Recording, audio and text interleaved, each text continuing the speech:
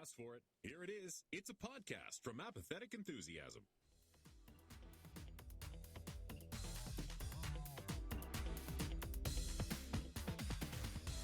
Coming to you live from Screenerville in the screener dimension, where screeners are people and they eat oranges.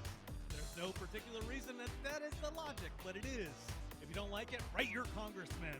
And CC, Interdimensional IRSS, the unofficial Rick and Morty podcast. Hello. I forgot I wrote that. I was like, what am I talking about? What am I even talking about there? I don't know what I was talking about. Yeah, you're talking about screeners. You're talking about episodes. I probably should have used that for the last episode. I genuinely think you wrote that one for the last episode and didn't realize.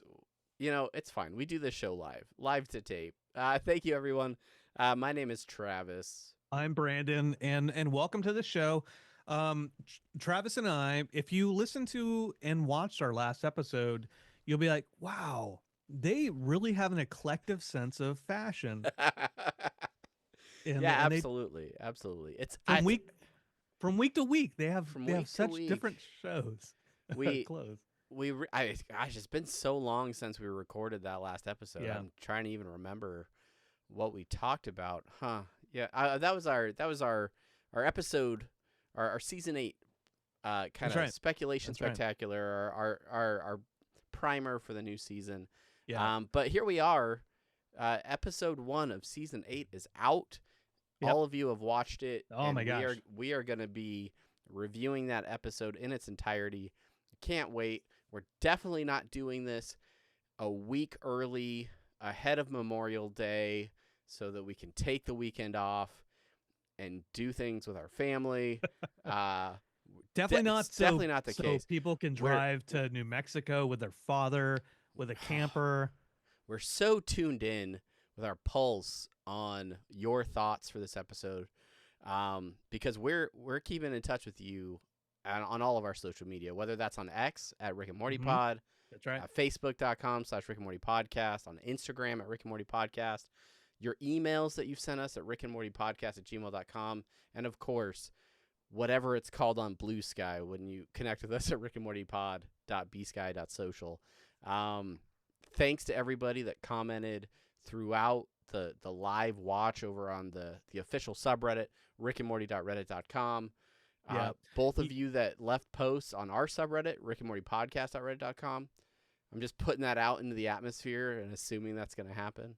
Yeah. You know what's crazy, Travis, is people agree with us so much about what we're going to say on this next episode that nobody's commented at all. And that's why we won't have any distortions or short outs later.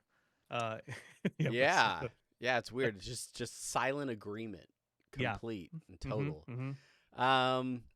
If you want to watch video versions of this episode to see what kind of shirts we're wearing, if you want to see Brandon's outfit, and trust me, you do, head over to youtube.com/apathetic enthusiasm. Subscribe over there to get video versions of all of our podcasts. And then you can support our podcast financially at patreon.com/apathetic enthusiasm. A huge thank you to all the patrons that help support our podcast. So it's out. Season 8 is here. We are very excited to break down this episode. So excited, in fact, that I don't even know if we have time for semi-pertinent news. Like I would love semi-pertinent. That wasn't my cue. Shoot. He's like a Pavlovian podcast host, and he just hears the words and immediately breaks into song. It's just, we're so excited to get into the main part of this episode that it's definitely not because we're recording this a week early and we have no idea what news has actually come out in the last 7 days. We're just really excited to get to this episode. Happy Memorial Day. Happy Memorial Day to anyone that celebrates. If that's your thing. I don't know. We don't want to get ahead of, any holiday celebrations or, the costs or benefits of celebrating holidays or things like that. But also, true. Dan Harmon gets enough love on this podcast. We don't need to shout out every social media No. post. Oh, is that what you want me to do? You want me to do a Dan Harmon social media minute? Nah, we're good. Is that, I think we're good. Were you trying to tee me up? There's nothing there. No, I didn't put anything there because, okay. again, we're definitely recording this, on time and not early. You're definitely not correcting my work in the show notes as we get ready to record. So real quick in Inside Baseball, season 8 premiere. We're going at this hard. We're going at this heavy. But I logged in with my personal Gmail account, so I was like, why can't I edit this thing and correct Travis? And so while Travis is doing his thing, I'm like, why can't I edit this? Oh, it's because it's under Brandon Cruz's, not our. All right. Okay. All truth. We're recording this on the 19th, immediately after we recorded our speculation episode. But yeah, thankfully we have access to this episode and we can break it down in its entirety, which we are absolutely going to do. So thank you for tuning in. We're going to jump to a quick break to help pay the bills. And when we come back, we are going to be talking about all of our favorite things about the season 8 episode Rick and Morty. So stick around and we'll be right back.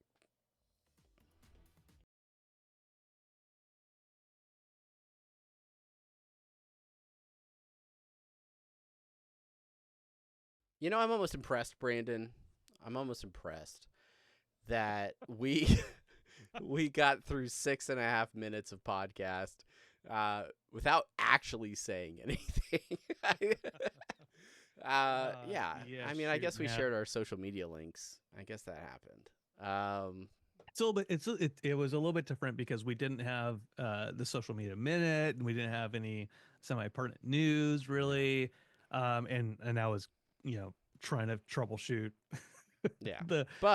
Google as we were flying. So that's almost good. More impressive than that is the fact that you, dear listener, stuck around through it all, and now you're here for us to break down the first episode of season 8 in a segment we like to call The Main Thing. Bum bum bum bum bum bum bum bum bum bum bum bum bum bum bum. It's the main thing. Bum bum bum bum, and we're talking about the premiere. It's a premiere. Whee! That's a unique symphonic choice, Brandon. That's good. Yeah, no, I appreciate that. Yeah, so we're talking about, obviously, season 8. It's finally friggin' here. Episode Brandon, 1. Do you remember how to do this? Do you remember how to talk about actual episodes? No, I don't. You have to shake some rust off here. This is gonna be great. This is gonna be fine. We're super excited. Oh no, okay, go ahead. You do it. No, I was asking genuinely because I don't remember. I think we start by talking about like when the episode aired. Oh, right. Season 8, episode 1, Summer of All Fears, air date. Correct me if I'm wrong, Travis. It's May 25th of 2025. It's written by Jess. Apologies, Jess. It's either F. I don't Laker or Lashar. Yeah. Sincerest apologies. Written by Jess. Jess, you wrote a killer episode. Yeah. Props to Jess. You did. And then a friend of the show, Phil Mark Sagradaka. Thank you so much. Like a staple of the show for a long time. So premiere episode directed by that. That's awesome. Bronopsis. Travis, hit us with the Bronopsis. Yeah, not because we're recording this a week in the future, but I don't know the actual official Bronopsis for this episode. But the one that I wrote is full hearts, bruh. Full charge, bruh. Which means I have to do the actual synopsis, which is, what happens when you spend a lifetime in a matrix and then you come out and you have to kind of, you don't get erased. You just learn live how your life. Live again. Yeah, Yeah. there you go. It's like the traveling pants movie. Yeah, with the Uh, anthropomorphic pants that come to life and wreak havoc on Indianapolis. yeah, Yeah, it's the new Pixar film that's coming out. that's right. That's yeah, coming to theaters fall of 2026. All right, let's talk about this episode. This is the Summer of All Fears title reference, Sum of All Fears, which is a 2002 movie starring Morgan Freeman and Ben Affleck, I think. Yep. Based on the 1991 Tom Clancy novel, talking about like nuclear war and Yeah, stuff yeah. like that. Yeah. Yeah. It's part of It's a the feel series. good movie. As we talked about on our like preview episode of like what are the episode titles about. Yeah, Some of All Fears is the another Jack Ryan story. So Yeah. Patriot Games, Hunt for Red October, all of those. Brandon, The before we get into the episode, I have to ask, have you reached the period of midlife where you have started reading Tom Clancy novels? no, they're no, Okay, good. they're too dense for me. But Glad we're both still on this side of that. I I will play Splinter Cell, which is also Tom Clancy related. That's fair. That's Um, fair. and I'll go back to Michael Crichton all the time for Jurassic Park and Eaters of the Dead, and Congo, and Andromeda Strain, Westworld. Okay. All right, all anyways. right, all right. So let's talk about this episode. First off, just kind of what were your thoughts watching this episode? How'd you feel about it? Did you enjoy the episode? I don't know, kind of your initial thoughts after the episode was over. Well, so for all the listeners, if you didn't listen to our last episode, we did get screeners, so we did have access to this episode before it actually premiered on the 25th. And one of the first things that I heard was from you, because we both have screeners, and so we could talk about this. Was that you really really enjoyed the episode, and that you thought like there was really good ideas and you had fun with it. And so I'm like, there was a part of me that actually slowed myself down from watching the episode, because I'm like, man, I don't want to be let down by a premiere. So I watched it. You're It worried I today. overhyped it. Yes, yes. Just like Final Destination Bloodlines, which is a great film. Like, don't hype it up for me. Don't hype up Andor season 2 for me. I want to watch it myself. Same thing with this premiere. And I finally watched it, not at work. So if my boss is listening, it wasn't at work, but I watched it. And I'm like, God, this is a good episode. Yeah, it was really good. and I skipped hypothetically meetings that I should have been at so I could finish watching the episode, because I was just enjoying it so much, and I wanted to see how it ended. So I thought it was wonderful. I laughed a lot. And anybody who was near me probably was like, "Why is Brandon laughing?" Yeah.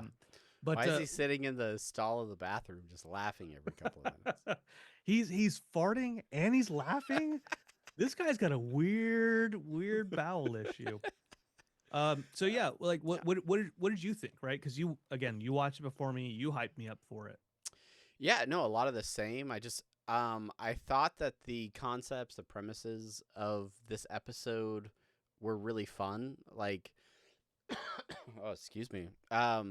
Just I grew up loving like The Matrix, and like The Matrix came out at a formative time in my youth when I was, a teenager, and like I think I went and saw it with groups of friends several times, and just like to use that concept for such a petty reason in this episode, I thought was hilarious. And I just really loved the structure of this episode, right? Because we used to talk a lot about A plot, B plot of these episodes, and you go back to like season 1 and you'd have, the Meeseeks episode, a classic episode dealing with Meeseeks, but like there's a whole second storyline in that episode that people kind of forget or they don't talk about because the Meeseeks kind of came to the forefront and they forget that they had like a whole other story going on.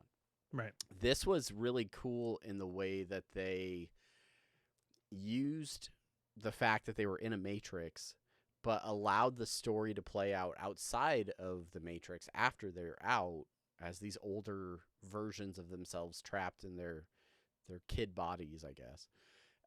But then used flashbacks to still tell the story of what happened in the matrix for them and their perception of time. While all that was going on, I thought it was fantastic. So many references, so many nods to like different ideas that and the puns were hot, piping fresh. The Charger puns. So yeah. I got a kick out of the whole thing. I thought it was really, really good. That's right. CJ Chargent First Class. Yep, that's right. And Marmaduke, I think. Was, yeah, 8-ball. Chop block. So yeah, I mean some big major themes kind of throughout this episode. Obviously, using a matrix to punish your grandkids was sort of the central theme of this one. Really getting at that fact that you should never steal someone's phone charger without asking. A lesson we should all learn from this episode. Really, it's a cautionary tale, if you ask me. And maybe I don't know, growing up too fast. Maybe the idea of embracing your youth and not trying to skip over formative parts of your childhood. I don't know. You triggered something right now, Travis. And what you triggered, don't mind blowers me. What you triggered is like, so the episode. Morty and Summer, they're in the Matrix. They're getting punished. They spend 17 years in there, and then they get out and they're like, "No, I don't want to forget all the stuff that happened over the last 17 years. Right? We want to use this, and we want to grow from it." Summer, she takes that and she's like, the first thing she does is like, "I've lived.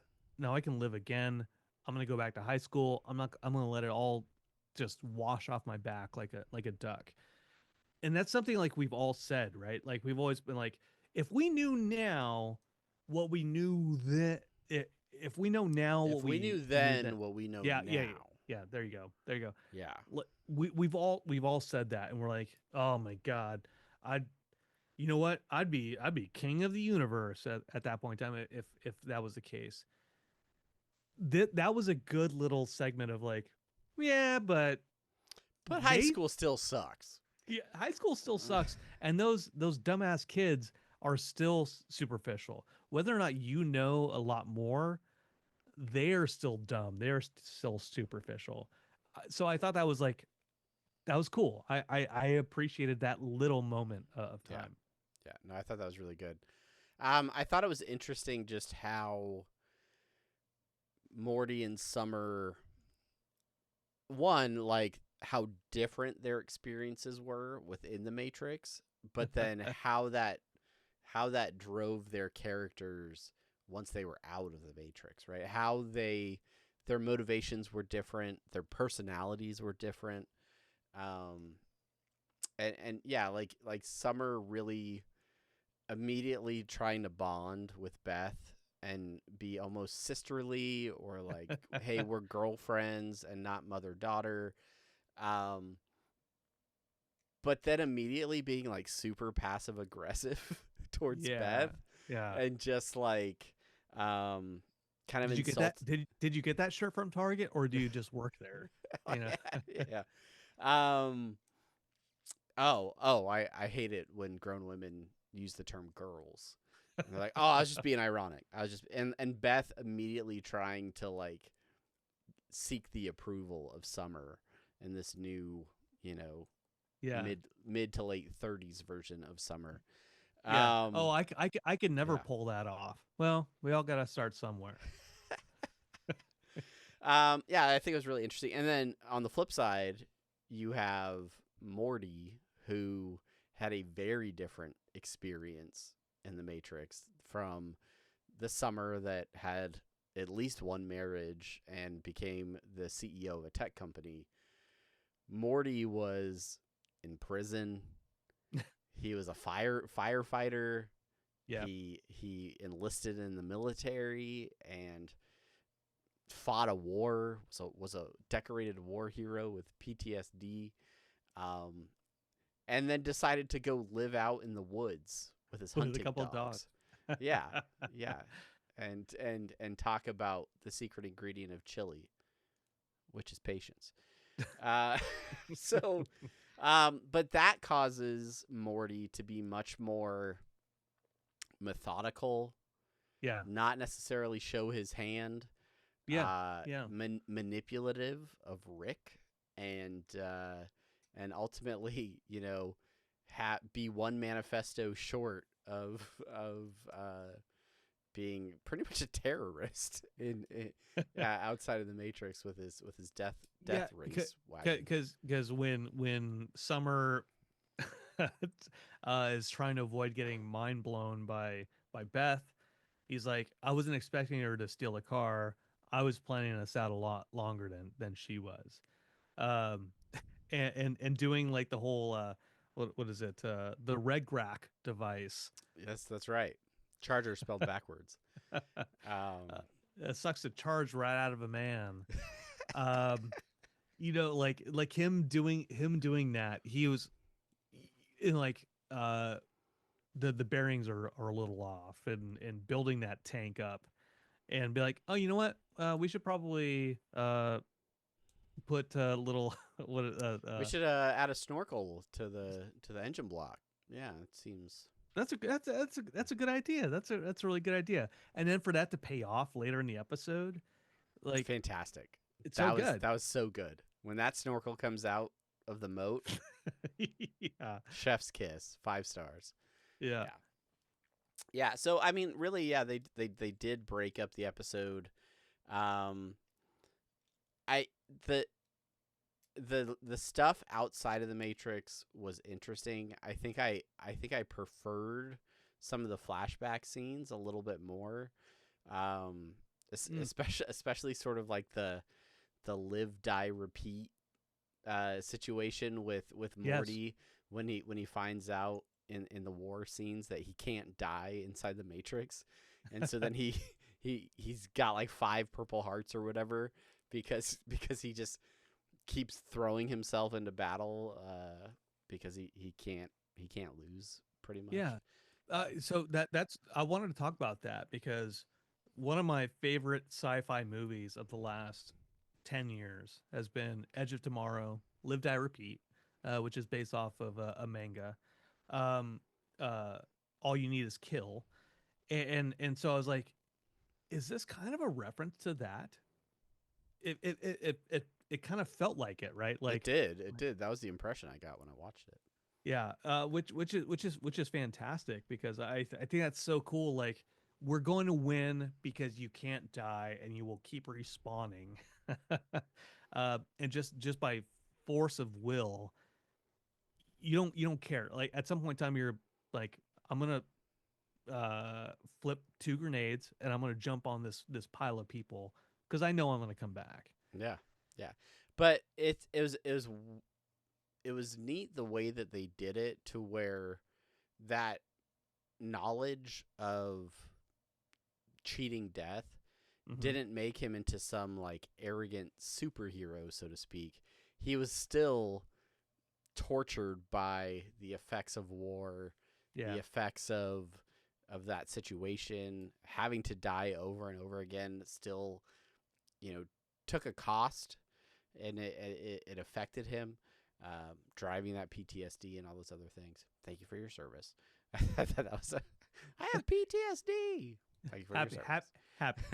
Happy Memorial Day. It's not Happy Memorial Day, but yeah. CJ. So I thought that was a really interesting extra layer, right? You have the Matrix concept, but in classic Rick and Morty fashion, they go one layer deeper by adding this other element to it, sharing, concepts from other pop culture, IPs, and integrating that into the premise of this. What I wanted to ask was, like Roy, A Life Well Lived, Roy 2. We've had these experiences where Morty has lived an entire lifetime. He's lived multiple lifetimes for a 15-year-old boy. Like, yeah, vat of acid. Like he is experienced so much. He has lived so long. What is it about this episode where they're like, now let's explore the actual ramifications of a person having lived that entire lifetime and then going back into a teenage boy? well, I think with the introduction of the Mind Blowers device, several seasons ago, it's created this catch-all for Morty not learning from his mistakes, for Morty not maturing after traveling the whole galaxy and going on all these adventures. He's still kind of a naive teenager over and over and over again. And that Mind Blowers device is like, okay, I'm going to take these memories from you, and that the ramification of that is he doesn't learn, he doesn't experience these lifetimes that he's actually experienced. And so I thought it was interesting that they reintroduced the Mind Blower gun immediately in this episode, right? And it's even part of Summer's plan for when they leave the Matrix. So she's like, he's fallen asleep out there. We've been in here 17 years. The timing, we have to get out of here while Mom's having her bedtime wine. Otherwise, we're going to get mind blown. Like, she's figured that out. Yeah. And it's interesting to me that Rick would put them in like a Matrix punishment just to make them forget the punishment. It speaks to really the cruelty of Rick also, but or maybe he just didn't intend for them to be in there quite so long.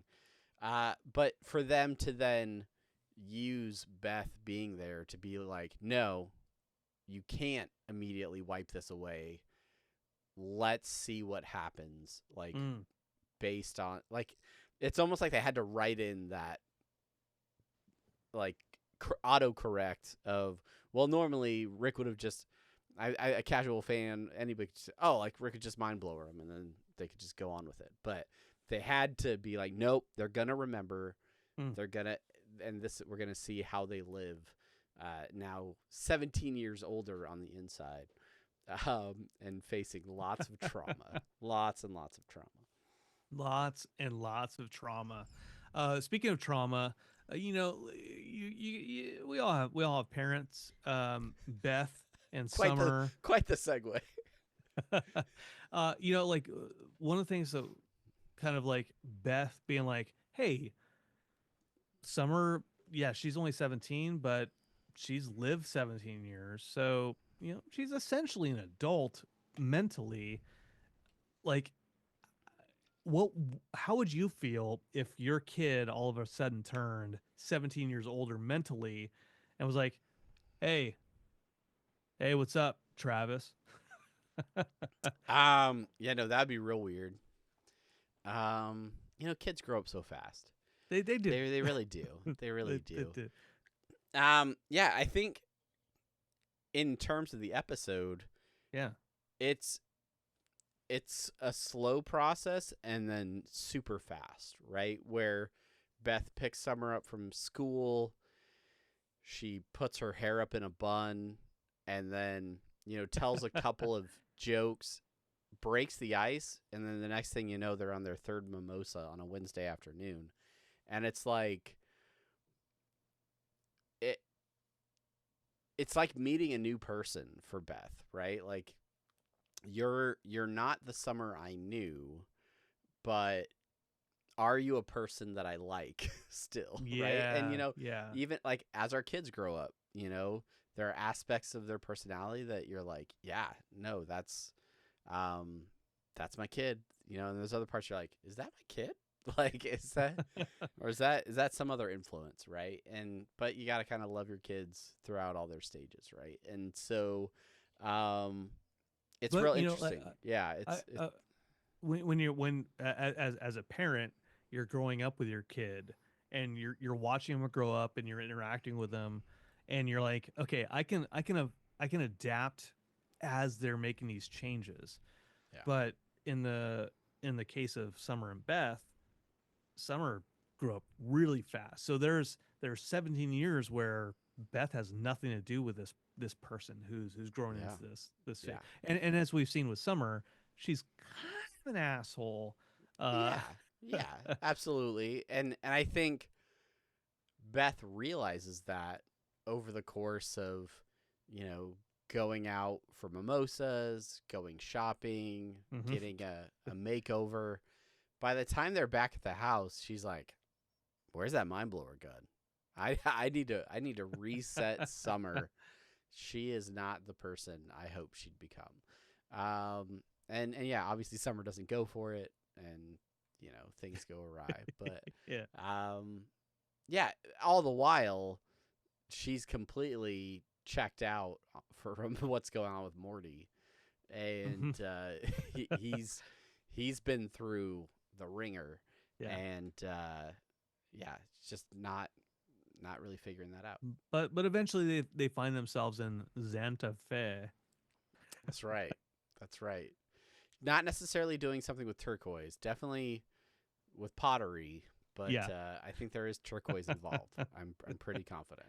So yeah. So as far as this episode goes, in the grand scheme of premieres, what'd you think? Is a yay a thumbs up?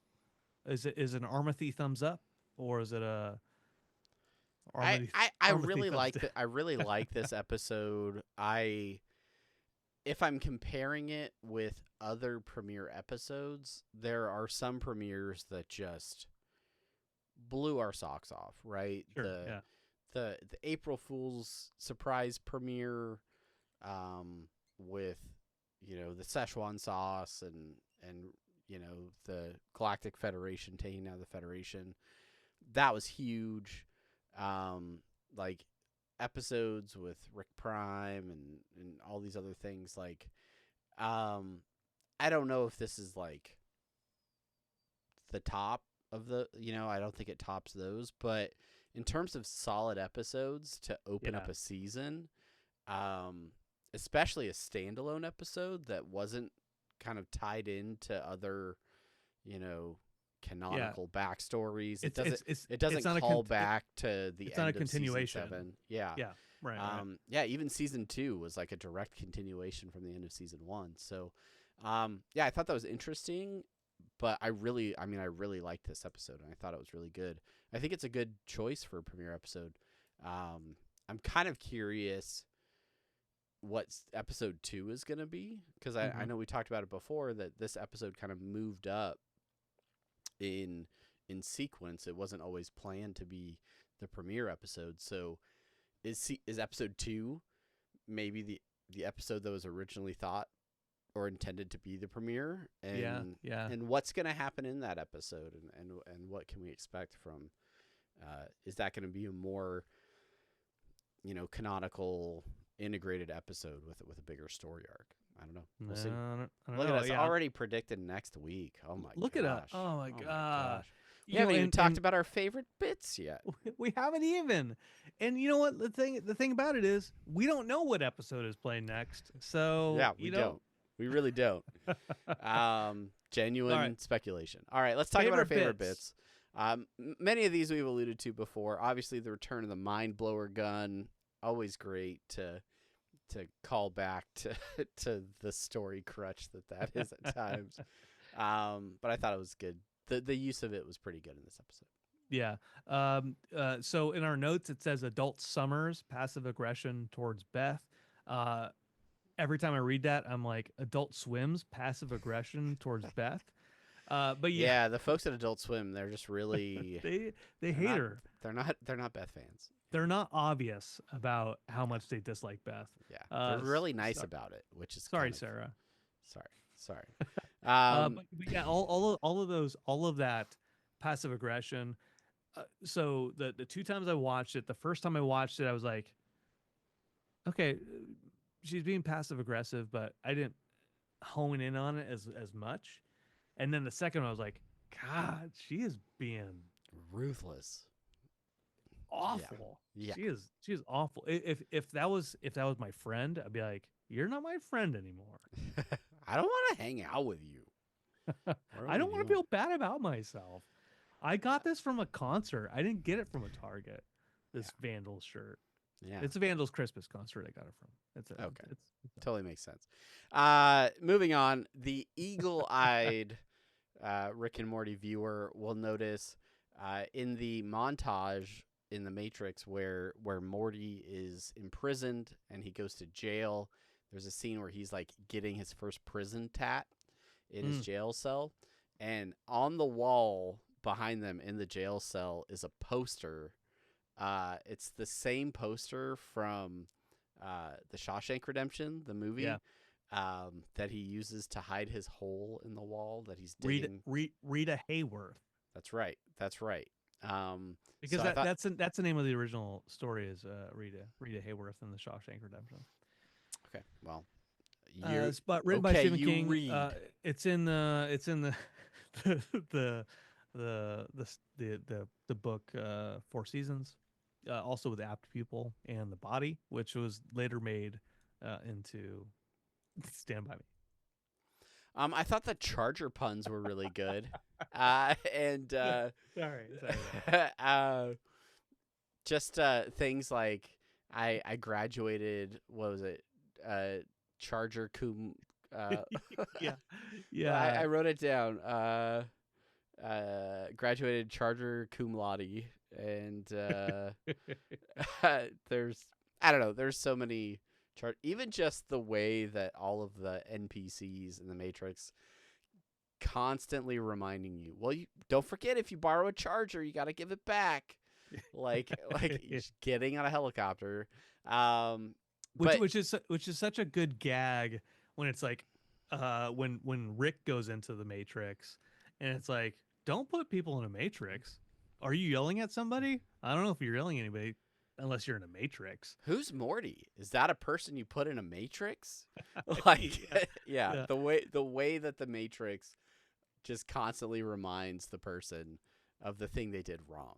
Yeah. I think is really good. And then going to the very end when you hear Rob Schraub's voice, is like, you shouldn't steal your grandpa's technology.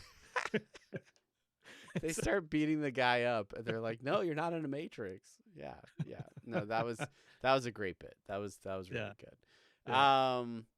Yeah, just the way that they used like outlets and like plugs, even in like the character design and the backgrounds, like for like the war like bunkers looked like outlets with the windows and everything. Like I just thought there were so many really creative ways that they incorporated the idea of the Charger Matrix into all aspects of that. I thought was really cool. The line "full hearts, full charge" is such a good line, and it's such a good line too because it's Summer who's manipulative shit, and she's the one on the other side of the microphone saying it to Morty. Yeah. It's so good. By the way, if you haven't watched Andor season 2 and finished it, and then led right into Rogue One and then to A New Hope, you're missing out. I'm just saying. Yeah. Watch the show. Go watch Star Wars. Yeah. We talked about the tank snorkel, or like the snorkel that came out of the reinforced death truck. I don't know what you call that thing. But that's pretty awesome. Death race truck. Death race tank. truck. Yeah. when Rick goes and stops the Chernobyl event, the nuclear reactor shutdown. It's Chernobling. and then brings that rod out, and the canister has a tip screen on it, like, please add a tip. And he's like, there's nothing less than 10% on here. He's like, all right, well, you just press one. And then I like how whichever button he presses cuts off that much of the nuclear material for Rick to have, and he gives the rest of it back to the scientist. I thought that was really clever. Yeah, that was good. That's an example of choice architecture. And then when Summer, she gets mind blown, and she's like, she charges her phone, book, and then all of a sudden it's Matrix Summer talking to her, and like, and our Summer is like, ugh, send a text. Yeah, it's the ADHD is strong. Right? The clear difference between 34-year-old Summer that's like, let me leave a heartfelt video message to my younger self so that I can impart this wisdom, and then teenage Summer's like, ugh, old people, shut up. What are we huffing tonight? Yeah. It's like, don't touch that stove. Do not touch that stove. Don't do it. Like, ugh, come on, I'll touch the stove if I want. I'll learn myself. Yeah. That's 34-year-old Summer. And then the post-credit scene, we didn't see Coach Ferratu or any of his kin, but we did see some vampires over at the Santa Fe middle-aged coven post-credit scene. Yeah, no, I thought that was an interesting way to take the group of older ladies that have found community in Santa Fe, and then completely turn it on its head in a post-credit stinger to turn them all into vampires that need to suck the life force out of other wayward middle-aged women so that they can. You chose Santa Fe. That's on you. Yeah, that's on you. Did you have out of any of those moments or anything that we didn't talk about, did you have a best moment of the episode or something that you enjoyed the most?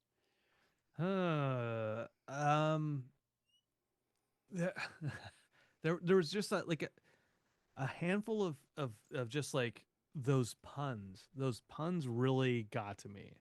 Yeah. And it speaks to the Numericons fancy of mine of just like, or maybe like the dad joke aspect, where like, keep it up with the puns. I really enjoy these things. What about you? Yeah, I mean, I think the Morty regenerating thing in the war scenes, I really got a kick out of that.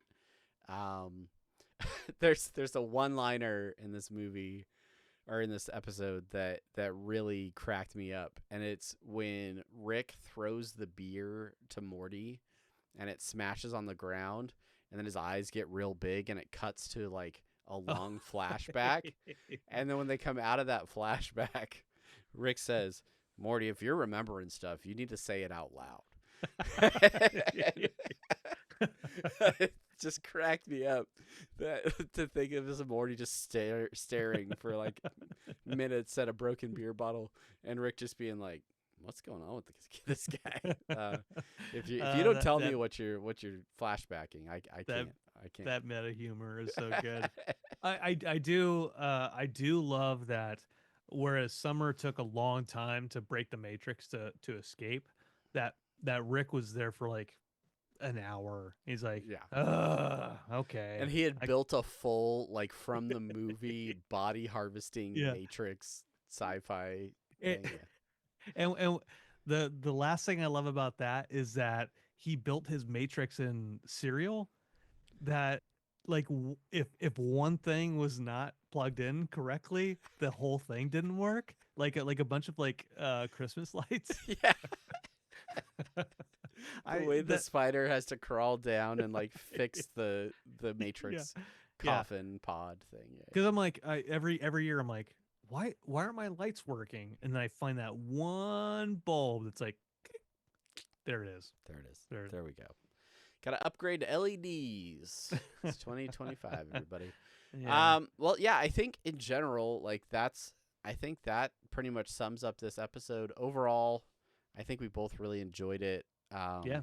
Excited for what's to come in the rest of the season. And yeah, we want to know what you think.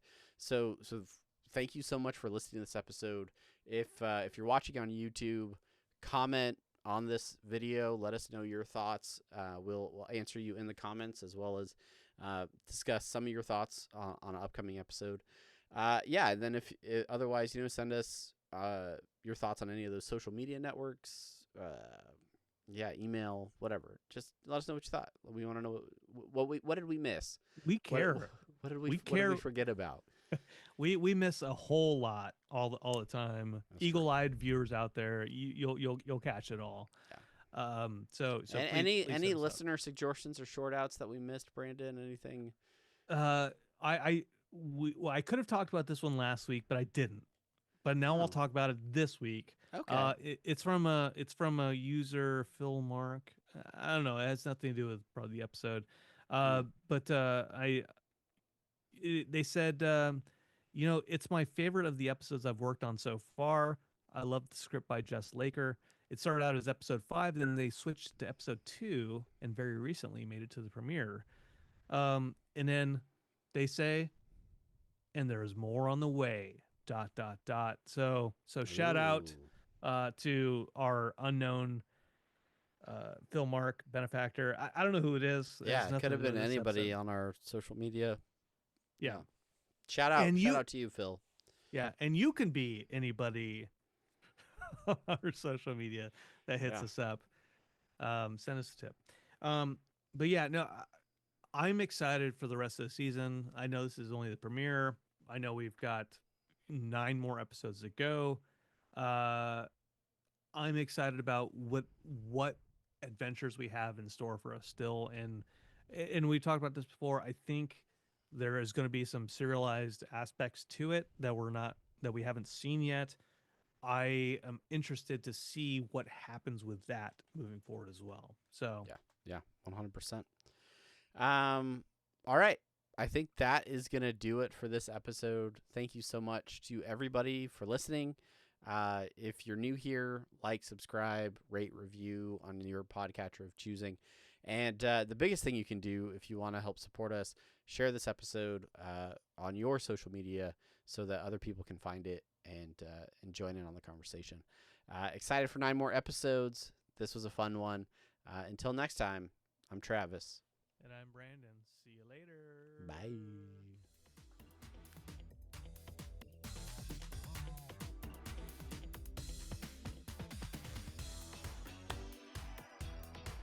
We changed our shirts.